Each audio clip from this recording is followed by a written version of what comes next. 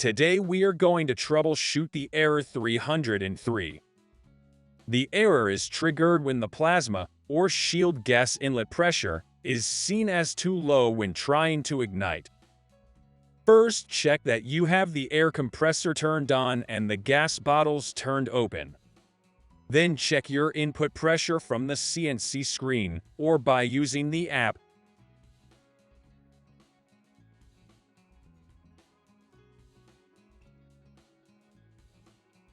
After you know which shield or plasma gas is low, remove the hose to the input of DPC and see if you have pressure in the hose.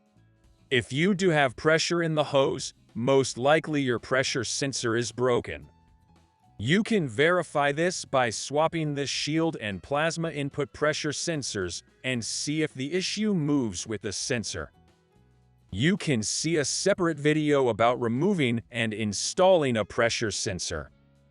If you don't have pressure in the hose, turn off the plasma and then turn the power back on.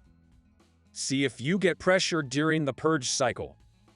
If you do, then most likely you have a leak in the hose. Continue troubleshooting the leak by using leak detection spray and replace the hose if needed. Thank you for watching, and I hope to see you in the next video.